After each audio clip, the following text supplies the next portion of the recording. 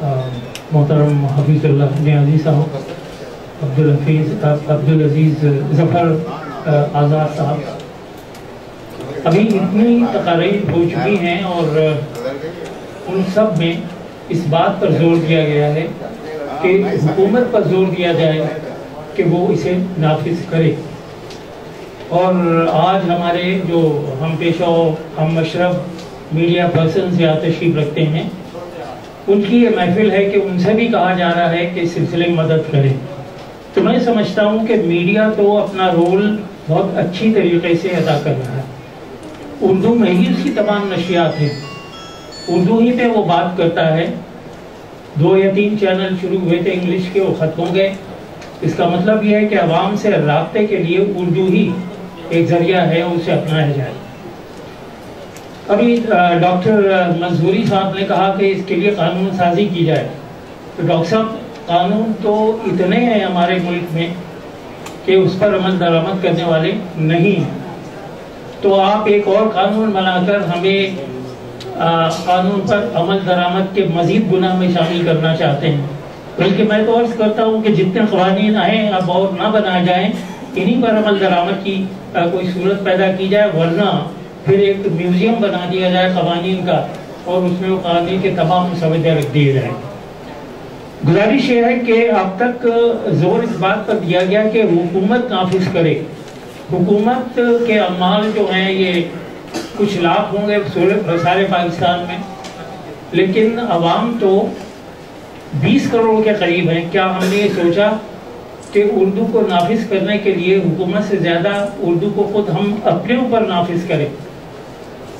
یہ پوائنٹ ہے. آپ یہ سوچئے کہ کیا آپ کے گھر کے باہر جو آپ کا نام کی تختی لگی ہوئی ہے وہ کس زبان میں ہے؟ آپ کا ملاقاتی کارڈ کس زبان میں ہے؟ مجھے حیرت ہوئی کہ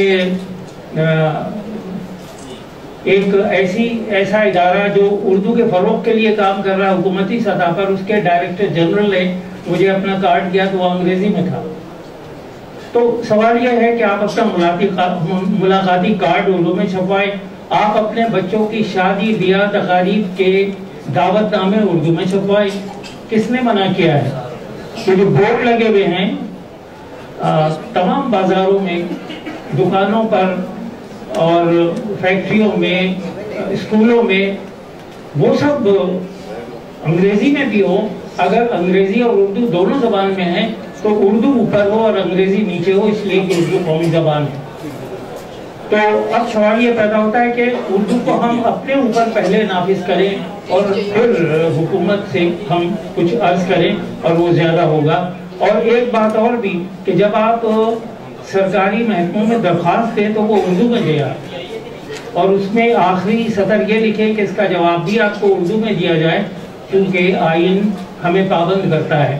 اب اسے ایک بات اور ہے آخر میں کہ شاید یہ اندازہ ہو گیا ہے کہ اگر اردو نافذ کی گئی تو اس کے لیے اصطلاحات نہیں ملیں گی. اس کی اصطلاحات موجود ہیں. مقتدرہ اردو زبان نے سن 84 میں تمام سرکاری محکموں کے نام اور اصطلاحات اردو میں چھاپ دی ہیں. تمام مضامین کی اصطلاحات اس میں موجود ہیں اور اس کا ایک رسالہ ہے فن، علم و فن. اس کے اندر ایک باقاعدہ ایک فارم ہے کہ جو اردو سے انگریزی سے اردو میں اصطلاحات انہوں نے ترجمہ کی ہیں، اگر وہ آپ کو مناسب نہیں معلوم ہوتی اور وہ ابلاغ میں کچھ کمزور ہیں تو آپ ہمیں سجیسٹ کیجئے. تو وہ شامل کر رہے ہیں آپ کو، تو آپ اپنے اوپر نافذ کیجئے. تمام درخواستیں اردو میں دیجئے، دعوت نامے اردو میں بھیجیے. یہ تقاضا ہے. پھر حکومت مجبور ہوگی کہ وہ بھی اس زبان کو نافذ کرے.